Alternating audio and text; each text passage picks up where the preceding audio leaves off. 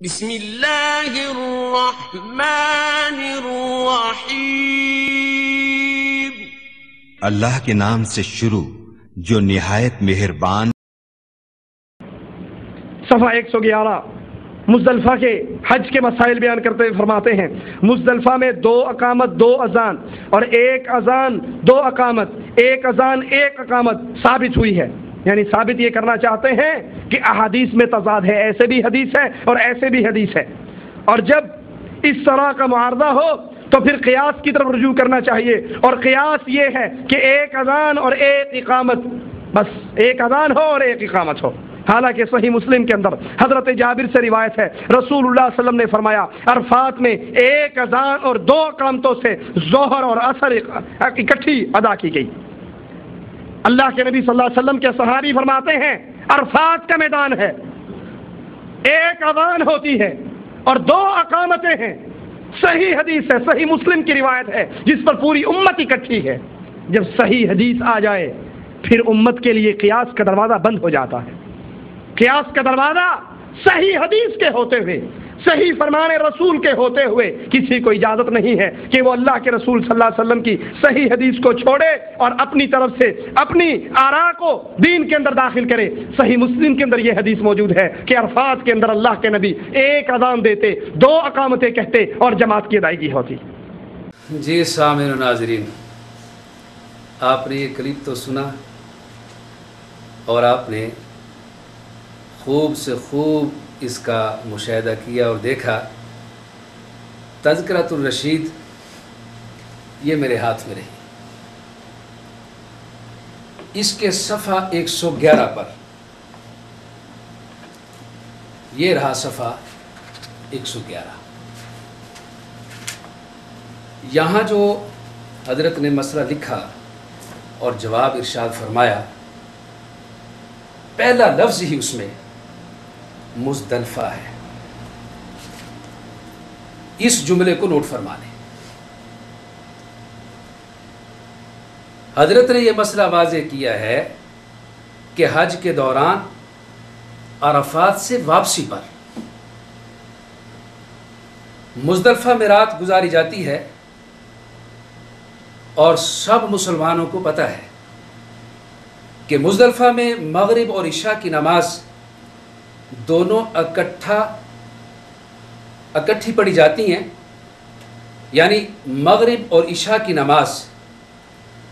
اب یہاں سوال یہ تھا کہ چونکہ نمازیں 2 ہیں، ان 2 نمازوں کے لیے 2 اذانیں ہوں اور 2 اقامتیں ہوں، یا 1 اذان اور 1 اقامت ہو، یا اذان 1 ہو اور دونوں نمازوں کے لیے علیحدہ علیحدہ اقامت ہو۔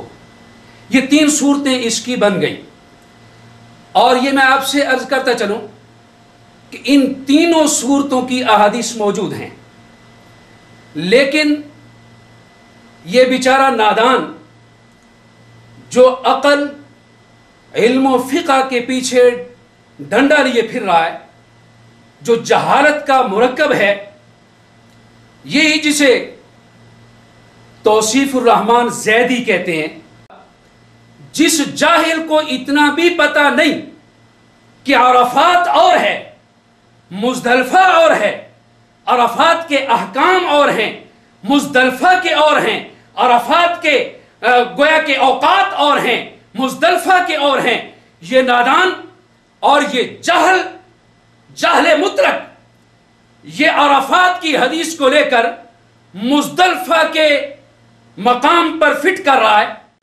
ارے نادان، جو حدیث تو نے پیش کی ہے اس کا تعلق مزدلفہ سے نہیں ہے۔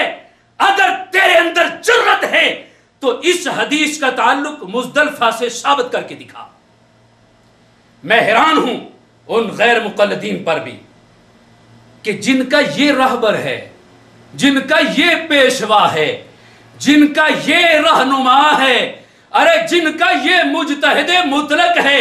ارے غیر مقلدو، تمہاری قسمت امام اعظم ابو حنیفہ رحمت اللہ تعالی علیہ یا ائمہ اربعہ کے اجتہاد کو اور ان کی فقاہت کو، ان کے علم، عمل اور تقوی کو چھوڑ کر اگر جاؤ گے تو پھر ایسے جاہل اور نادان ہی تمہیں فقیہ ملیں گے. اس نے حضرت گنگوئی رحمت اللہ تعالی علیہ کے حوالے سے بہت عجیب بہتان لگایا. کہتا ہے کہ دیکھیں جی حدیث کے مقابلے میں قیاس کو ترجیح دی ہے، اور بہتان لگا رہا ہے حضرت گنگوئی رحمت اللہ علیہ پر.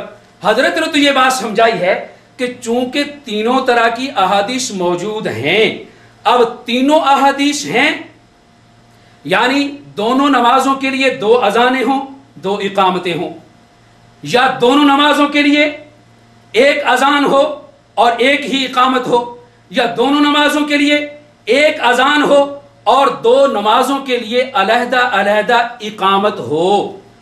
اب تینوں طرح کی احادیث ہیں.